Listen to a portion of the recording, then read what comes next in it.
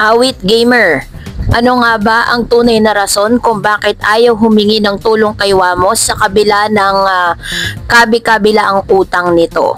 Nagba-viral at napag-uusapan sa social media ang ilan sa mga pag-aming ginawa ni Awit Gamer na isa sa kilalang vlogger at isa rin sa mga #1 promoter ng sugal dito sa Pilipinas. Matatandaan na si Awit Gamer ay nakilala bilang isa sa mga kapatid nitong si Wamos Cruz na kilala rin sa social media world bilang mga influencer.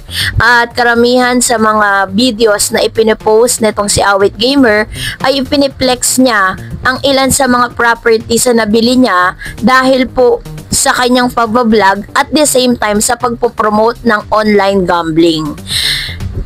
Matapos nga na ibulgar nitong si Makagago na itong si Awit Gamer ay talaga namang lumubog na at halos naghirap na.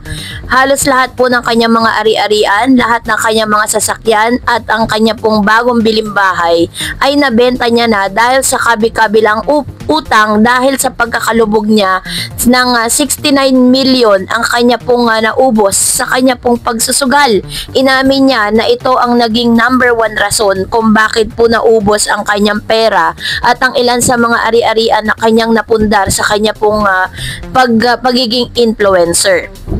At dahil dito, naging usap-usapan din itong si Awit Gamer sa kanyang pagtatapat dahil sinasabi nito at inaamin nito na talagang sobrang lubog na po siya ngayon at naghihirap na. Hindi niya po itinanggi ang ilan sa mga aligasyon ni Makagago na siya po ay naghihirap na sapagkat marami pong mga kakilala ni Awit Gamer ang patuloy siyang sinisingil sa pagkakautang nito dahil sa kanya pong pagsusugal. So matatandaan na si Mr. Wamos Cruz, ang kanya pong nakakatandang kapatid ngayon, ay masasabi nating isa sa pinakamayaman din na influencer sa social media. At maraming mga tanong ang naglilitawan ngayon. Kung itong si Awit Gamer ay patuloy na nalulubog sa utang dahil po sa kanyang mga pinagagagawa at maling desisyon noon, bakit daw di umano hindi humihingi ng tulong itong si Awit Gamer? So for the first time ay magsasalita si Awit patungkol dito. Panoorin natin ito. Bigla kang pumayat ka. Sobrang payat ko na. Wala akong maayos tulog, wala akong maayos na kain. Hindi ako makalunok. Like ko pa adi.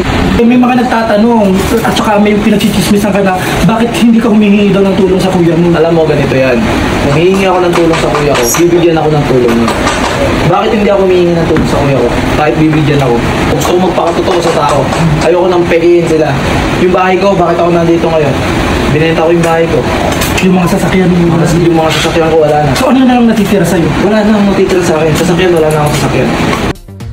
Aminado si Awit Gamer na kung hihingi siya ng tulong sa kanyang kuya Wamos ay hindi po ito magdadalawang isip na siya itulungan, pero dahil sa hiya at dahil na rin po sa dignidad na ginubuo niya ngayon pagkatapos ng pagkalugmok ng kanyang buhay dahil sa pagsusugal ay talagang ipinipilit niya at itinataguyod niya ang kanyang sarili sa pagsisimula muli.